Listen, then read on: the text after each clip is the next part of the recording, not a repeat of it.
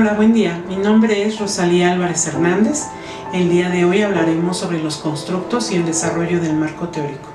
Nuestro objetivo es presentar el proceso de elaboración y construcción del marco teórico que permita elaborar el sustento en la moldura de la investigación del doctorante, así como en el desarrollo de su tesis.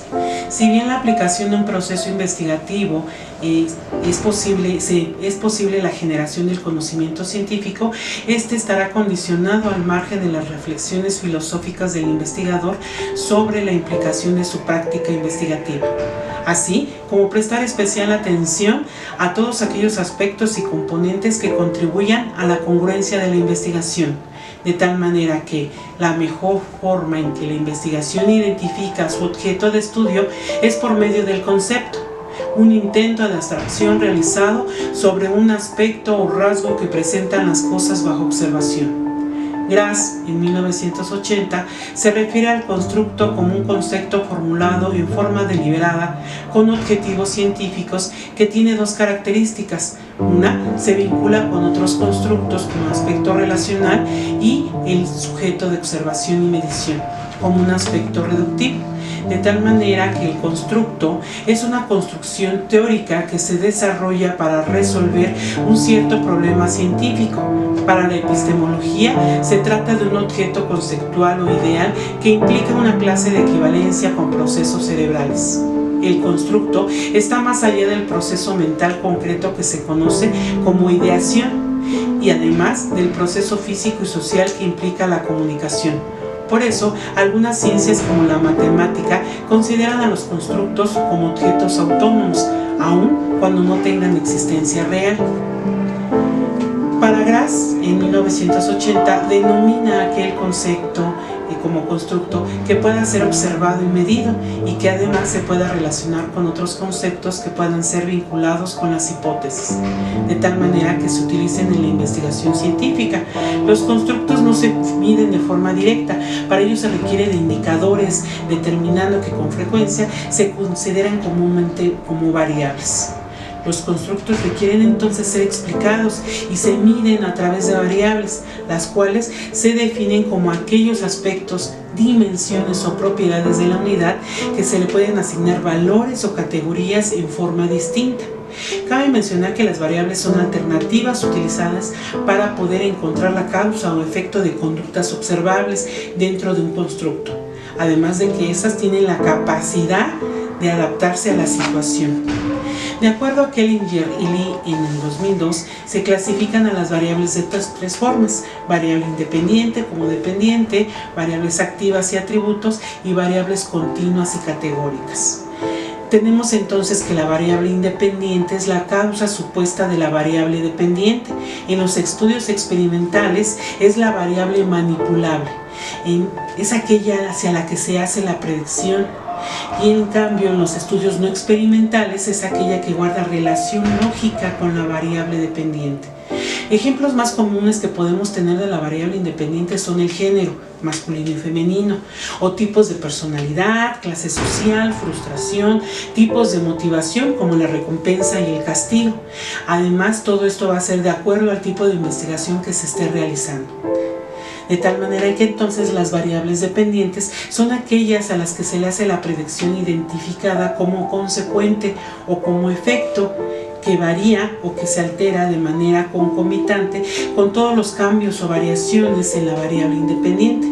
Tal como lo dice Kellinger y Lee en la página 43-2002, es el resultado medido que el investigador usa para determinar si los cambios en la variable independiente tuvieron efecto. Cuando actuamos de una manera u otra y lo hacemos en función de constructos mentales, buscamos siempre cuáles son los que se adaptan mejor a nuestras circunstancias reales.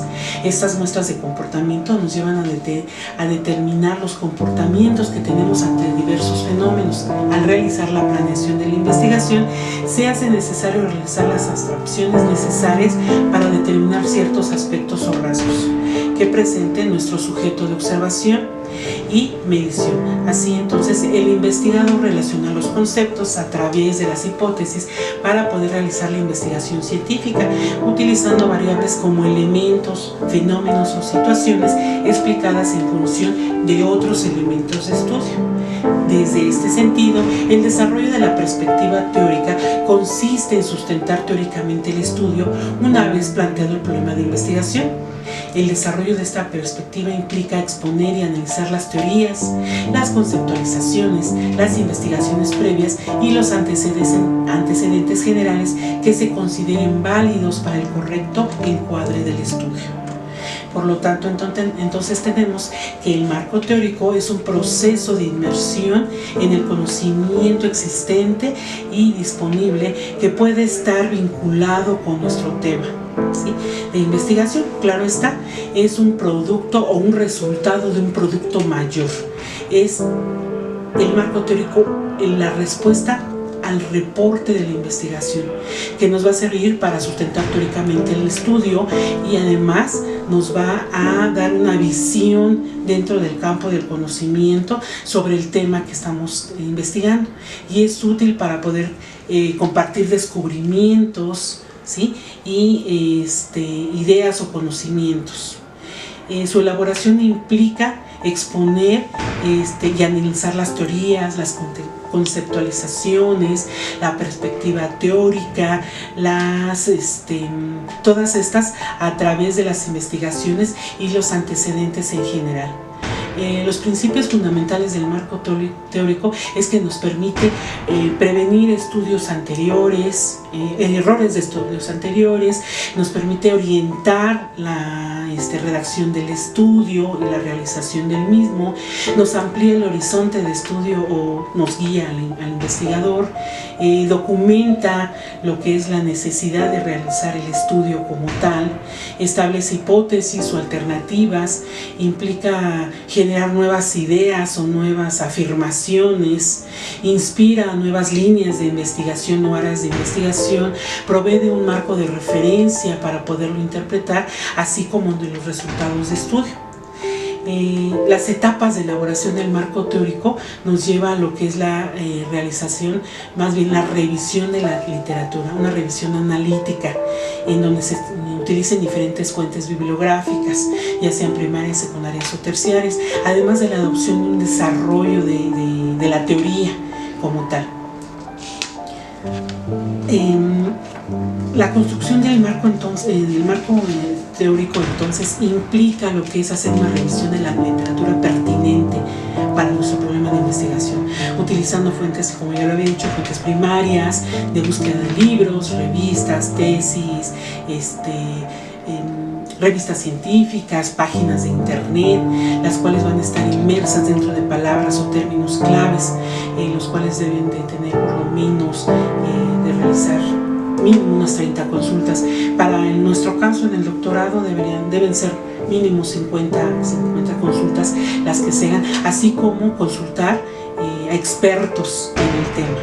Una vez consultada, obtenida y extraída la información, vamos a utilizar solo aquella que sea pertinente para nuestro problema de investigación, así como redactar el marco teórico citando las referencias consultadas, de tal manera que entonces nos lleve precisamente a que nosotros podamos hacerlo también dentro de un marco bien establecido.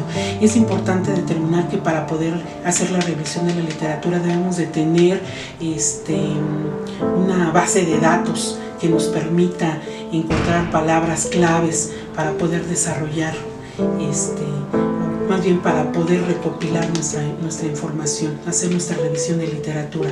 Existen buscadores de bases de datos como es Google, Eric, que nos permiten precisamente encontrar esos temas de investigación. Es importante también determinar que, de acuerdo a lo que es la teoría que nosotros vamos a utilizar un mapeo, que sería un mapa conceptual para poder determinar cuáles son aquella información más relevante que nosotros podamos utilizar, y otro método o técnica que se utiliza para la revisión de la literatura es también la vertebración, hacer índices generales o particulares para poder llevar a cabo esa revisión de la literatura y utilizar la más importante, la que nosotros más podamos utilizar. Llevándonos entonces a lo que es la parte última de nuestra investigación, que sería el reporte de la investigación, en donde, de acuerdo a los formatos que se nos pidan, que son 3 normalmente los que se llevan a cabo, el reporte de la investigación puede ser para publicaciones, puede ser aplicada para alguna institución o puede ser para precisamente nuestra investigación de tesis. Sin embargo, del tipo de reporte de la investigación o de los resultados de la investigación, todos nuestros reportes deben de contener por lo menos 6 rubros: el resumen, la introducción, el método del que se trate, los resultados, el desarrollo y además las referencias bibliográficas. El resumen debe de ser contener más de 250 palabras. No tanto, entonces, el aparato crítico es el conjunto de citas y referencias bibliográficas que sustentan y dan rigor al texto académico. Ellas aportan el basamento teórico, el fundamento ideológico de los planteamientos hechos en un trabajo realizado. Las citas proporcionan información sobre la fuente, autor, fecha de publicación, número de página. La fuente se identifica usando paréntesis dentro del texto, nunca a pie de página o al final del texto, y la información completa de las fuentes citadas aparecen al final del trabajo en un apartado denominado referencias. En conclusión, tenemos, de acuerdo a las palabras del doctor Roberto Hernández Sampieri, que el marco teórico nos sirve para afinar, para elegir cómo medir las variables, qué indicadores tomar, qué preguntas hacer en un cuestionario, cómo llegar a un focus group. Nos sirve para poder interpretar los análisis en cualquier disciplina. El método teórico da continuidad al conocimiento que enmarca el estudio. Muchas gracias.